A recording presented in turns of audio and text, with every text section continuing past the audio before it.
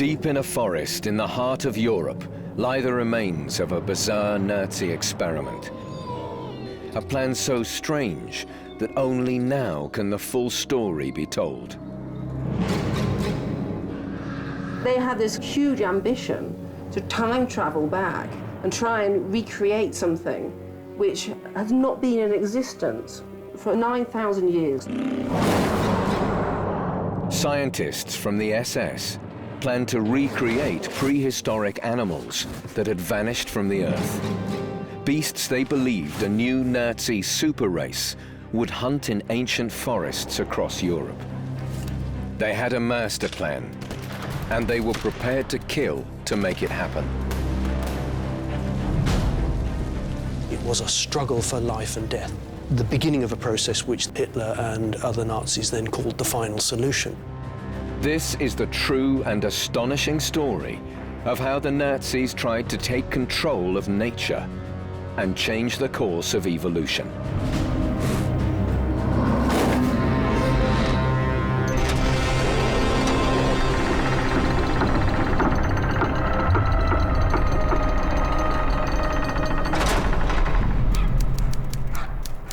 Our orders are to clear the forest of all inhabitants, execute all undesirables.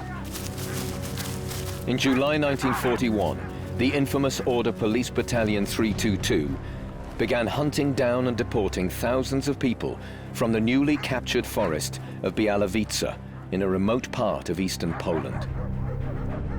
Anyone who resisted was to be shot. 322 Battalion's atrocities in the forest were meticulously recorded in their war diary, which survives today. The war diary of this Battalion 322 of the Order Police is a really remarkable document. It is horribly candid about the poor luckless villagers in the Białowieża Forest. They are either being systematically deported, forcibly removed from their homes and transported to an uncertain fate, or they are being cold-bloodedly murdered and buried in mass graves. Illustrated with its own photographs, the war diary records that in the 7 days between July the 25th and August the 1st, 1941, the battalion burnt down 34 villages and expelled over 7,000 people. On July the 25th, the battalion visited the forest village of Budja. The memory of what happened that day still lives on. This photo is taken in July 1941 when they were burning the houses. This is what you see. It's a flat, completely flat, like in the picture, and it's a very, very big opening. 183 families, almost 1,000 people were deported. Few persons were shot because they were too slowly moving away. The thorough and brutal clearing of this faraway forest was no ordinary operation. It was part of a Nazi project, which is only now coming to light. One vital source of evidence is in the war diary itself. The population of the primeval forest of Białowieża is to be deported. This forest is to be a nature reserve for Reich Marshal Herman Göring. Herman Göring was one of the most powerful men in the Third Reich. He is Hitler's deputy and commander-in-chief of the Luftwaffe. As Germany's master of the hunt, he knew Białowieża well. He'd shot game in the forest before the war as a guest of the Polish government. But for German leaders like Göring, this forest had a significance that went to the very heart of Nazi ideology. Within only days of the invasion of the Soviet Union, Göring is making sure that he has seized this forest as his own to be protected. There's no doubt in my mind that before the invasion of the Soviet Union, he had earmarked this as an area that he wanted to secure for his own purposes.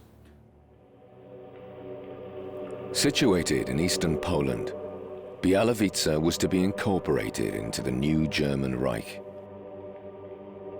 To the Nazis, this forest was nearly sacred. It was Urwald, primeval forest, an ancient wilderness stretching over 1,500 square kilometers. Białowieża was the last refuge of Europe's rarest game animals. It sheltered packs of wolves, the elusive Eurasian lynx, the European moose, and some of the last surviving European bison, the powerful animal revered by the Germans as the Wisent. These were animals that the Nazis believed their Aryan ancestors had hunted thousands of years ago in the forests where they had forged their racial identity.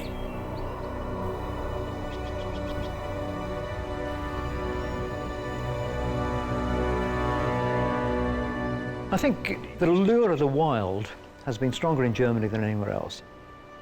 You can see that back in Roman times when the Roman historian Tacitus spoke of the Germans as the people of the forest, the purest race in Europe, who hadn't mixed with anybody else. Tacitus writes of the Germans, and they appear as a distinct, unmixed race, like no one but themselves. All have fierce blue eyes, copper-colored hair, and huge frames. The great forests of Germania, celebrated by Tacitus, had been enshrined in German history for hundreds of years.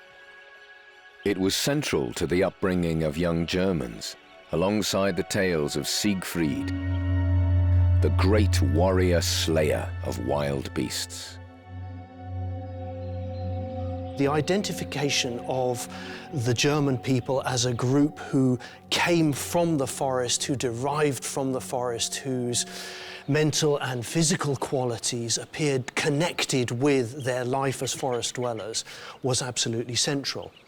This is a strand which fed into the Nazi vision of their future Third Reich. After Adolf Hitler, Herman Göring was the second most powerful man in the Third Reich.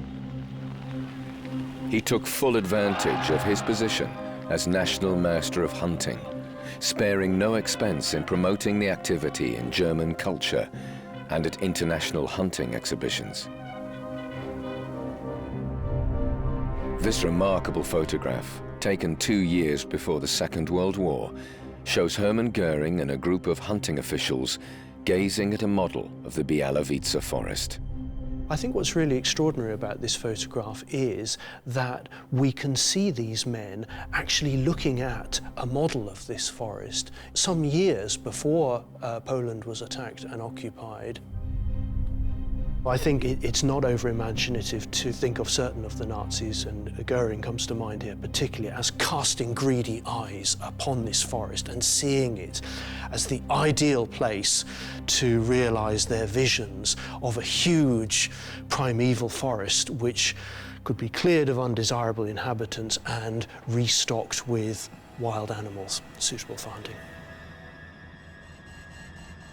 The picture also shows another Nazi with the power to transform Göring's vision beyond his wildest dreams. He is Dr. Lutz Heck, zoologist and member of the SS. 5 years before the Nazis came to power, Lutz Heck and his brother Heinz had begun work on a wildly ambitious project. They planned to breed wild beasts that had not walked the earth for centuries. As zoologists, the Hecks had a strong pedigree. Seen here, either side of their father, Lutz Heck and his brother were directors of the great zoos of Berlin and Munich.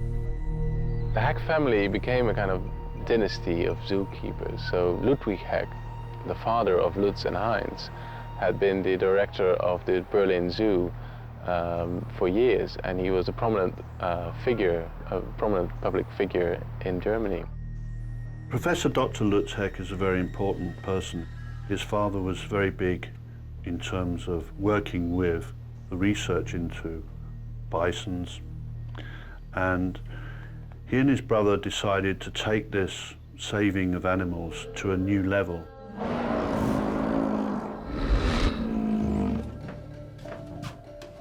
The Heck brothers were entranced by the romantic myths they had read as children. Foremost among them was the mighty warrior Siegfried, who had tracked down and fought great beasts. Lutz Heck wrote, In my youth, my imagination was caught above all by two huge wild oxen, which had become most legendary and are regarded as the most powerful representatives of primeval German game, the Wisent and the Aurochs. A few Wisents, or European bison, survived in the forests of Białowieża. But the Aurochs, the fabled wild and ferocious ancestor of modern cattle, had been extinct for hundreds of years. Julius Caesar described them as not much smaller than an elephant, extraordinary in size and strength, sparing neither man nor wild beast. Now the Hecks wanted to recreate these extinct animals and release them into the wild. They imagined the Aurochs as a wild animal, so a much more wild and independent, free-spirited beast than modern domestic cattle, which are, of course, notably placid and peaceful. They celebrated the notion that these Aurochs would be both a larger, stronger, but a fiercer animal, living in the wild. And as far as the hunter was concerned, it represented almost an ultimate hunting challenge.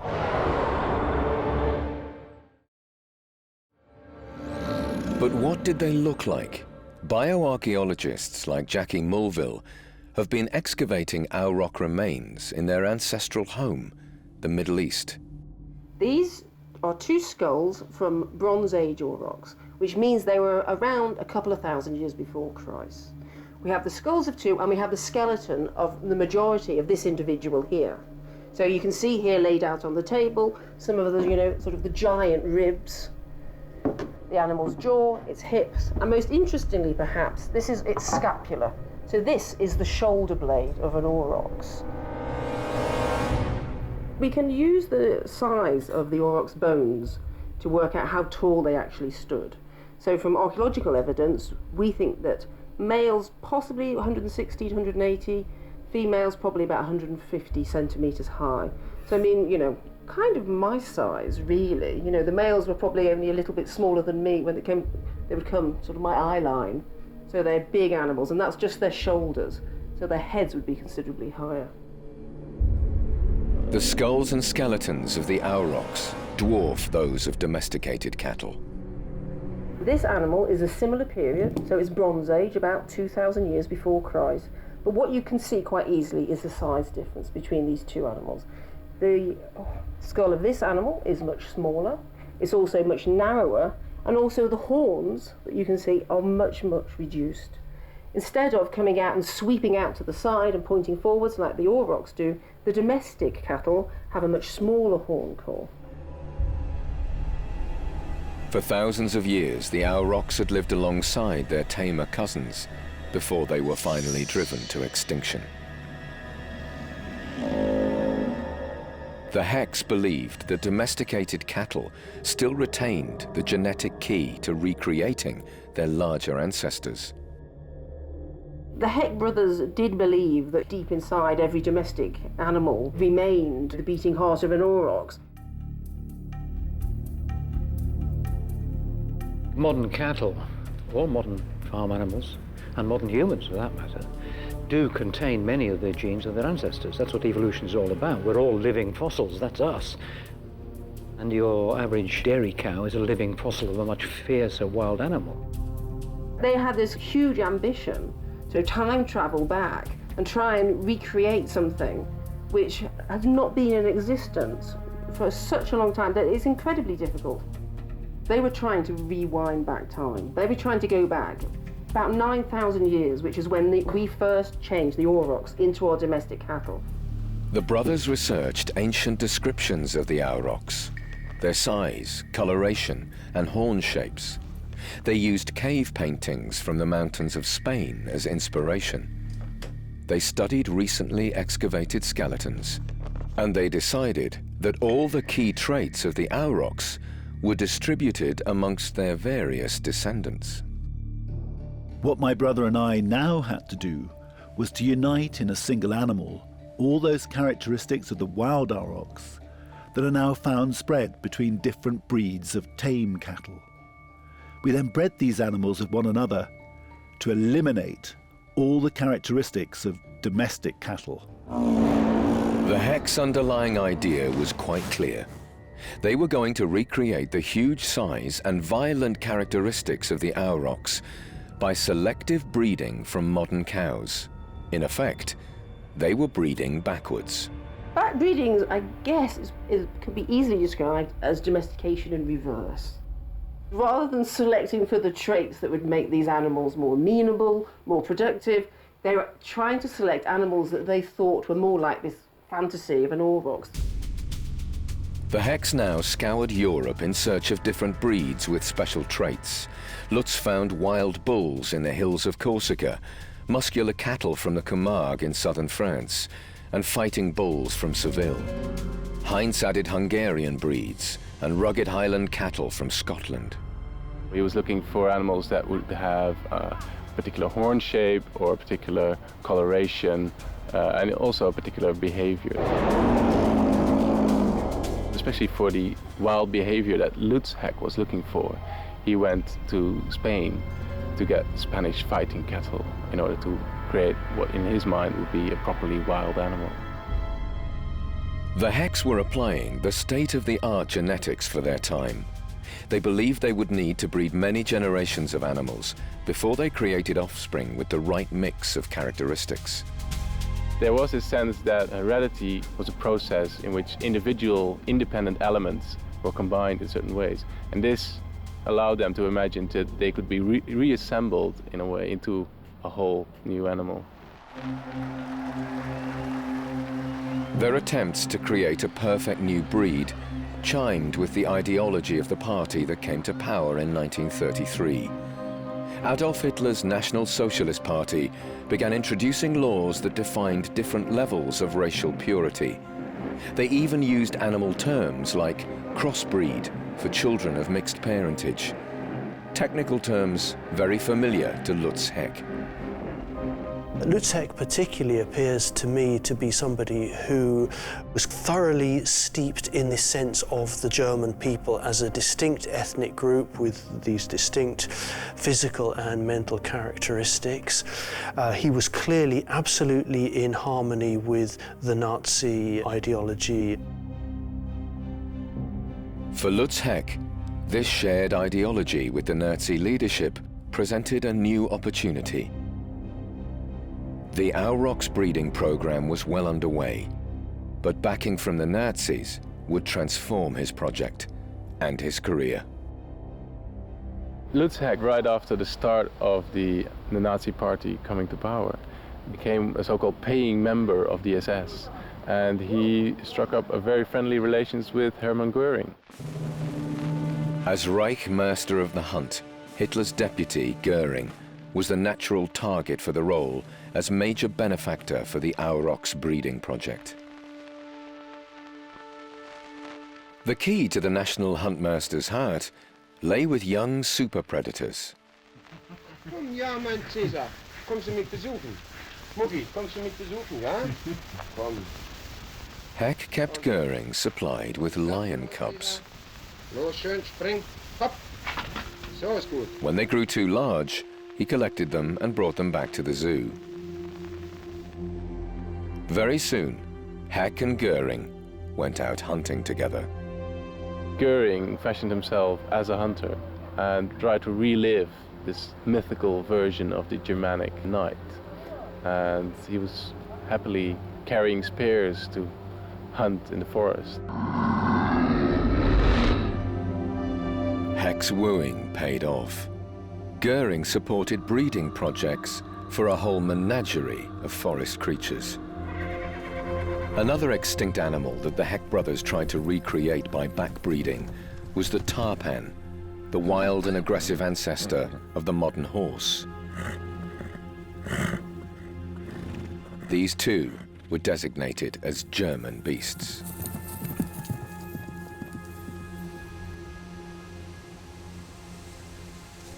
Dr. Lutz Heck vom Berliner Zoo, der Leiter der Fangexpedition. With the Reich Marshal's generous funding, Lutz Heck began importing moose and bison from North America. Nazis like Heck and Goering believed that new blood from wild American breeds would add more vigor to degenerate Old World hunting stock.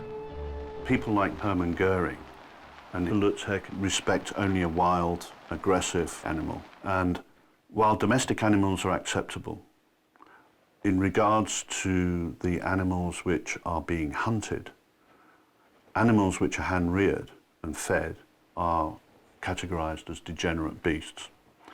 And this is unacceptable to the senior hunter of all hunters in Germany, Herman Göring.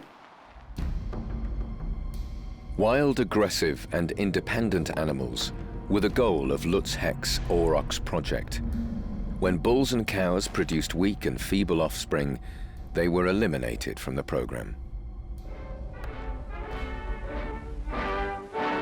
It was a trademark of the Nazis that they applied the same policy to human beings.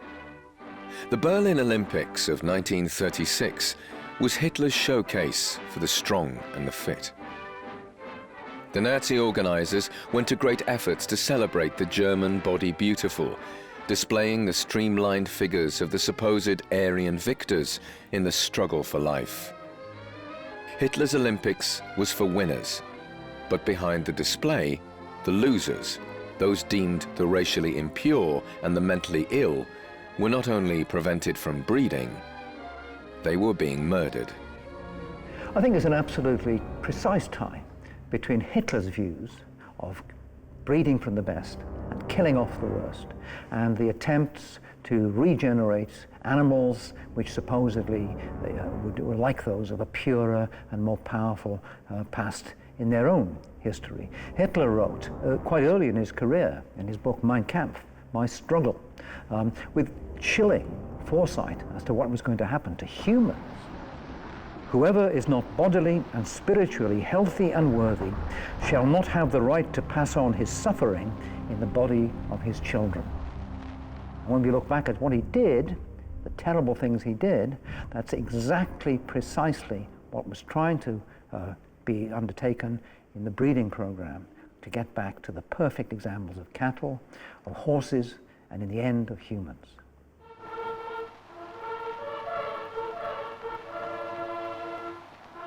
Hermann Göring was at the center of this Nazi ideology. He sponsored Lutz Heck's animal breeding program. He was also the man who signed the documents authorizing the final solution. In November 1937, he hosted a major international hunting exhibition in Berlin. This photograph, taken at the exhibition, shows Hermann Göring and Lutz Heck surveying a map of Białowieża Forest in Poland, and in front of them is a gilded Aurochs horn. Could it be that 2 years before the outbreak of war, Hermann Göring already planned to seize this Polish forest and turn it into the new Germania, a home for Lutz Heck's recreated animals?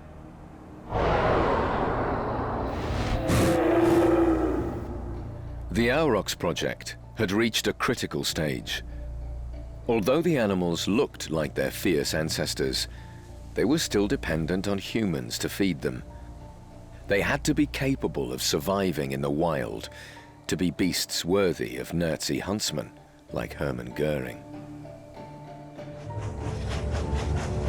So in the autumn of 1938, Heck loaded his beasts onto trains and transported them 780 kilometers from Berlin to Göring's hunting estate in the far eastern corner of Germany.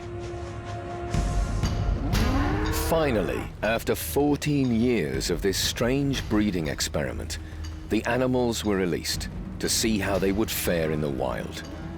Lutz Heck was ecstatic. The energy of our first wild cattle in the German forest and their innate beauty and strength aroused such enthusiasm that they were very soon left free to roam the moors of Rominter. But other accounts from local people contradict Heck's claims about his animals' harmonious introduction into the forest. In reality, it was no longer safe to go down to the woods. They're very violent and they're prone to attack passers-by. They even trash bicycles of the bicyclists that were there, according to reports. And especially what was problematic was that they disrupted the feeding of the deer. That was what concerned Göring and the hunters the most. Soon after Heck's cattle began their rule of terror in Göring's hunting estate, the Germans launched their blitzkrieg on Poland. But due to Hitler's secret agreement with Stalin, the Soviet Union took possession of the eastern half of Poland. The primeval forest of Białowieża was still out of Göring's reach. For Lutz Heck, however, the war brought new opportunities. He was now free to loot animals from the zoos of the newly conquered countries to help his breeding programs.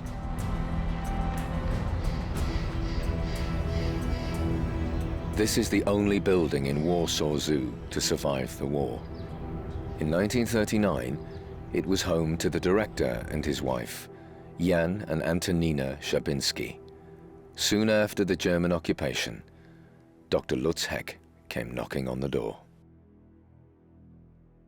Lutz Heck was a very important Nazi officer, and the visit was very official. Of course, this visit was probably very stressful to Szabinski and his family, and he came to give some important and official informations. The zoo will be liquidated, important animals, precious animals will be sent to German zoos. They steal important animals for all the zoos from Europe. The rest of the animals will be killed.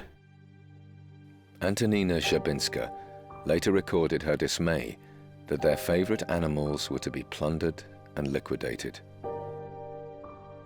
She and her husband may have failed to protect their animals from Lutz Heck's breeding programs, but they did save their Jewish friends from the brutal consequences of the Nazis' obsession with racial purity. When Lutz Heck paid his visit, he had no idea that Jewish families were hiding in the basement below. I can't play piano, but Antonina Szabinski was a perfect pianist. And when she started to play something special, it was information to these people in the basement that here upstairs in the house is going something wrong, danger, and this was the signal: quiet, to hide, or to escape.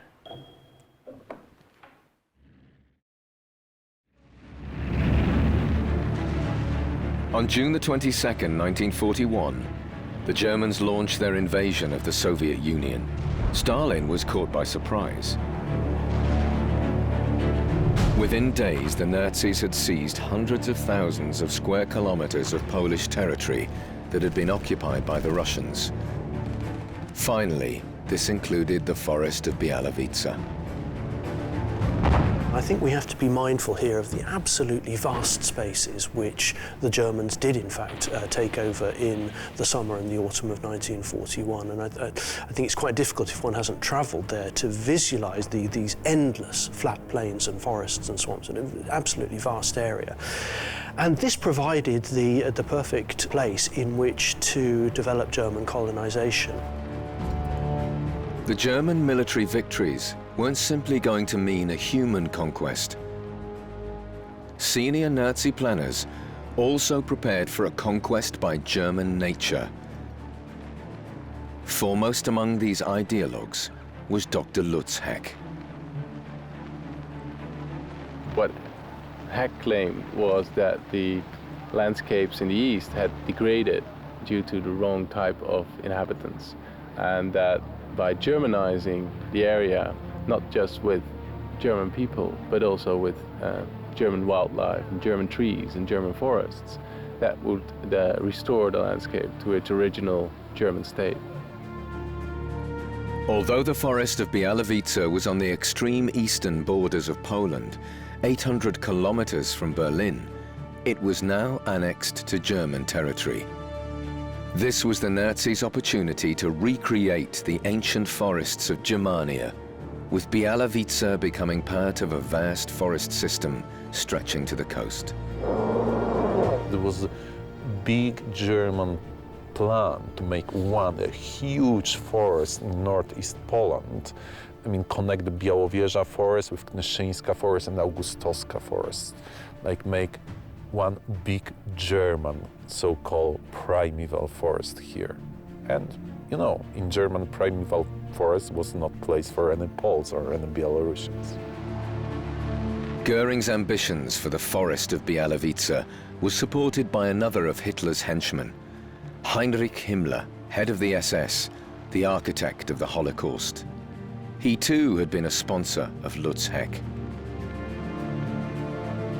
Himmler and the SS knew and understood and were in agreement with Göring's desire to see this area turned into a wildlife reserve and a huge sanctuary for animals, so they had no objection to that. They were, as I say, in sympathy with this, and they had no objection either to dispatching one of their units there early on to begin the process of ethnic cleansing in that region.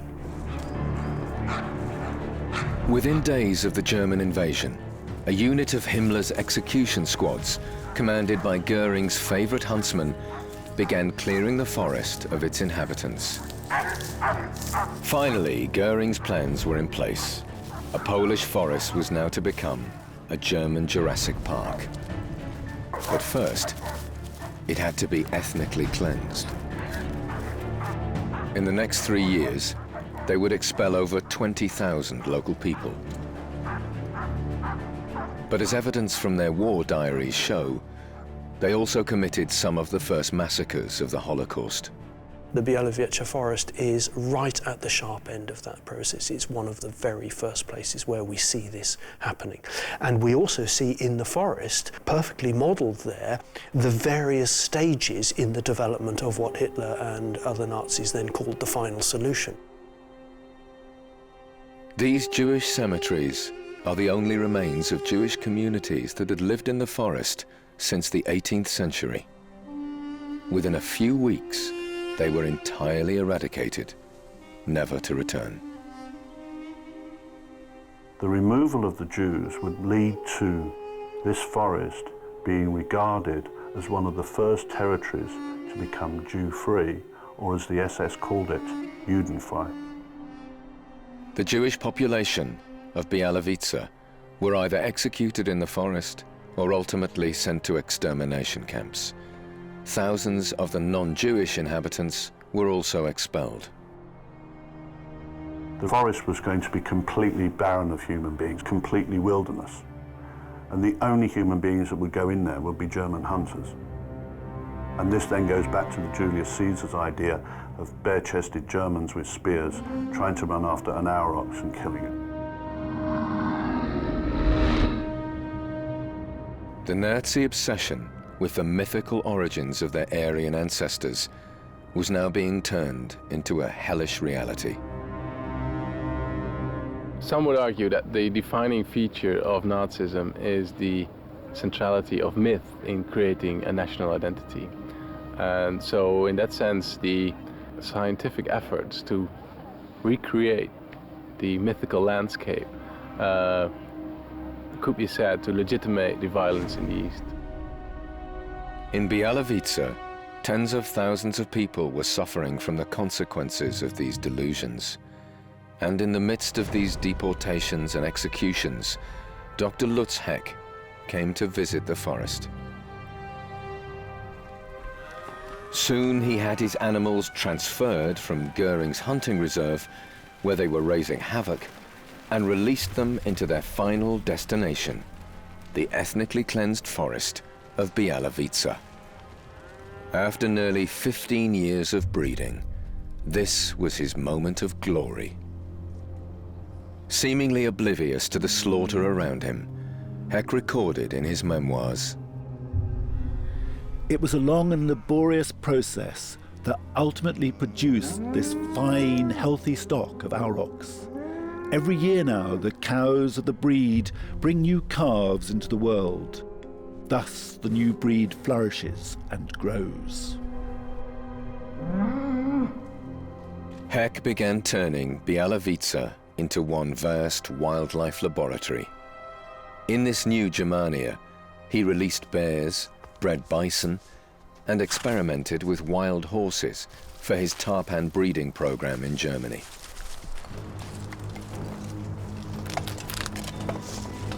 As the breeding experiments continued, Herman Göring replaced the police battalions with special units of Luftwaffe troops to continue the task of hunting down escaped Jews and fighting partisans. Once again, their diaries recorded their activities in precise detail. On the 30th of March 1943, Corporal Rudolf Trebus describes leading a hunting patrol in the western part of the forest. He spotted a group of partisans, including a woman, standing around a campfire at a distance of 60 meters. Trebus's patrol crept up closer before he split his force into two groups.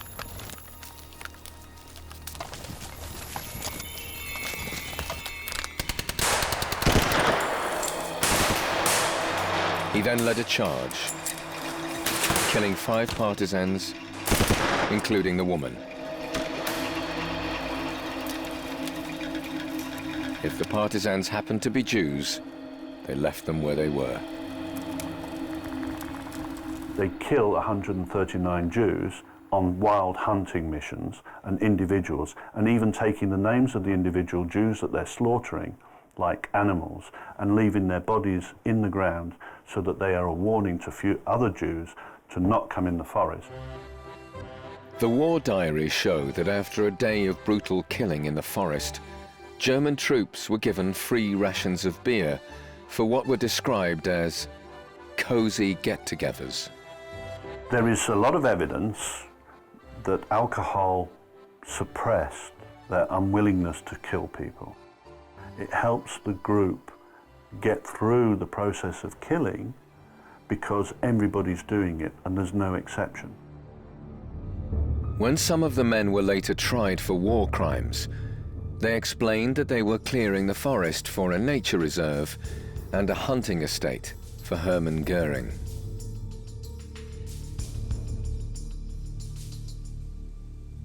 As the war drew on, it became increasingly clear that the same forest that provided a sanctuary for wild animals provided good cover for partisans to fight a guerrilla war.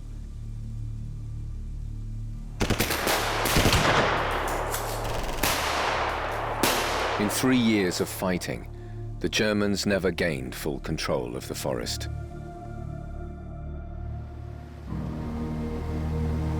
Outside the forest, the tide of the war had turned. The Nazi map of Eastern Europe was rapidly unraveling as the Soviet armies forced the Germans to retreat towards Berlin. Most of the city was destroyed by bombing, including Heck's breeding facilities in Berlin Zoo. Although some zoo animals survived, the products of Lutz Heck's breeding programs, including his Aurochs, disappeared without trace, possibly eaten by hungry Berliners and Russian soldiers. What happened to Heck's Aurochs in Białowieża is still a mystery. After the war, some of them are sad to have remained there and to have lived through all the war, all the fighting that had happened. Some of them are reported to still linger throughout Białowieża, at least for a few years, and after that nobody heard of them anymore. Others believe that as Nazi creations, their fate was sealed. I believe the Aurochs were slaughtered by the partisans or by the Soviet officials.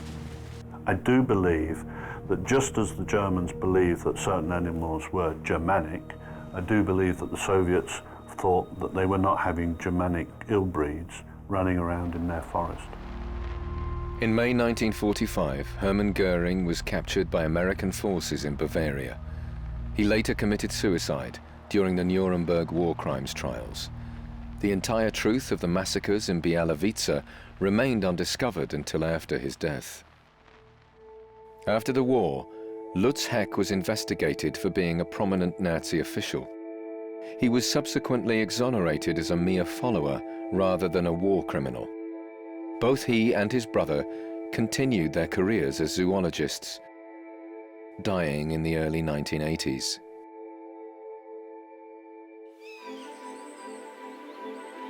The primeval forest, where Göring and Heck planned to create the new Germania, still flourishes as a vast nature reserve, now shared between Poland and Belarus.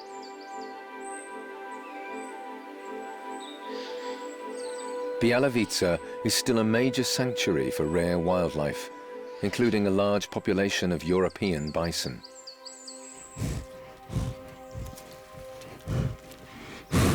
The descendants of the cattle that Lutz and his brother bred still thrive, and they do apparently bear some resemblance to the descriptions of the ancient Aurochs. You see here is a fine specimen of a Heck cattle. You can see the yellow eel stripe running across its back. You can see the horns protruding outwards and then forwards, which was exactly what Lutz and Heinz were looking for. That's what they imagined the Aurochs must have looked like. I can see the animals are quite fierce. This one looks very calm, but I'm a bit hesitant to go any closer to it. Despite their physical similarity to their ancestors, scientists say they are no closer genetically than any other domestic cattle. The truth is that the animals that the Heck brothers bred are probably not very similar to these animals in any way. They did their best to sort of, change the external packaging, but actually what's inside the box was probably not very similar. To try and get your way through the maze of descent, which connects modern cattle with the ancient Aurochs, is effectively impossible. You can fool yourself easily, and plenty of people have fooled themselves, by making an animal that looks a bit like what you imagine the ancient Aurochs to be. But I can tell you one thing with complete confidence, it ain't an Aurochs. This breed are now referred to as Heck's cattle, to distinguish them from the original Aurochs. To others, the fact that they remain products of a Nazi breeding program justifies calling them Hitler's cows. When you're talking about the Heck cattle and the bison and these allegedly primitive breeds, they're strangely tainted for some people. But I'm not sure that these animals have got many political views. They're just cows. They're not higher or lower. They're cattle of a different kind. So let them be what they are. These false Aurochs were first bred into existence as a result of the same romantic myths and legends that inspired the awful Nazi obsession with racial purity. Both projects were failures. If you look back at that really dismal period in human endeavors, when biology and politics became the same thing, and that's always a big, big mistake, that has really polluted both human genetics and animal breeding ever since. Now, that's no longer true. Human genetics is very much alive and well. And animal genetics has moved on too. The remains of these ancient beasts are now providing the DNA which one day could enable scientists to clone a real Aurochs. Once again, 7-foot bulls may indeed roam the forests. As Julius Caesar warned, sparing neither man nor wild beast.